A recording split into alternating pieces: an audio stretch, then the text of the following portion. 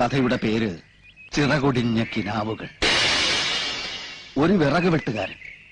അയാൾക്കൊരേ ഒരു മകൾ സുമതി, 19 വയസ്സ്. ഇവൾ സ്ഥലത്തെ ഒരു തയ്യൽക്കാരനുമായി പ്രണയത്തിലാണ്. ഈ തയ്യൽക്കാരൻ ബഹുമിടുക്കനും സുന്ദരനുമാണ്. അനീതി കണ്ടാൽ എതിർക്കും, ജനങ്ങളുടെ ഏത് കാര്യത്തിനും മുന്നിൽ കാണും.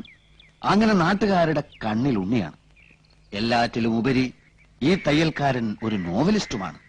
പക്ഷെ വിറക് വെട്ടുകാരന് തന്റെ മകളെ ഒരു വലിയ പണക്കാരനായ ഗൾഫുകാരനെ കൊണ്ട് കെട്ടിക്കാനാണ് താല്പര്യം.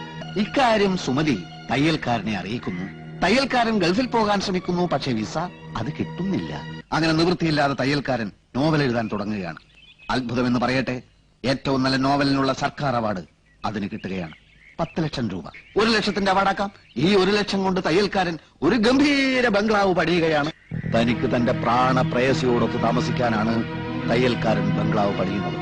പക്ഷെ നിർഭാഗ്യമെന്ന് പറയട്ടെ, വിറക് വെട്ടുകാരൻ തന്റെ മകൾക്കൊരു ഗൾഫ് ഭർത്താവിനെ ഏർപ്പാടാക്കും. സുമതി കരഞ്ഞു. തയ്യൽക്കാരൻ ആ കല്യാണം പൊളിക്കാൻ ശ്രമിക്കുന്നു. സാധിക്കുന്നില്ല.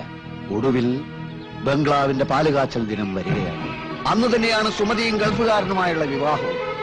അവിടെ കല്യാണ വാദ്യഘോഷങ്ങൾ, ഇവിടെ പാലുകാച്ചൽ. പാലുകാച്ചൽ കല്യാണം, കല്യാണം പാലുകാച്ചൽ, കല്യാണം പാലുകാച്ചൽ. അവിടെ സുമതിയുടെ കഴുത്തിൽ താലി വീഴുന്ന സമയത്ത് ഇവിടെ കാച്ചിയ പാലിൽ വിഷം കലക്കി കുടിച്ച് തയ്യൽക്കാരൻ പിടയുകയാണ്. പക്ഷെ താലി കെട്ടുന്നില്ല. സുമതി ഓടി. തയ്യൽക്കാരൻ മരിച്ചില്ല. ആശുപത്രിയിലായി. ഡോക്ടർമാർ ഓപ്പറേഷൻ, ഓപ്പറേഷൻ, ഡോക്ടർമാർ ഓപ്പറേഷൻ, ഡോക്ടർമാർ. ഒടുവിൽ ആശുപത്രിയിൽ വെച്ച് അവരൊന്നിക്കുകയാണ്. കഴിഞ്ഞ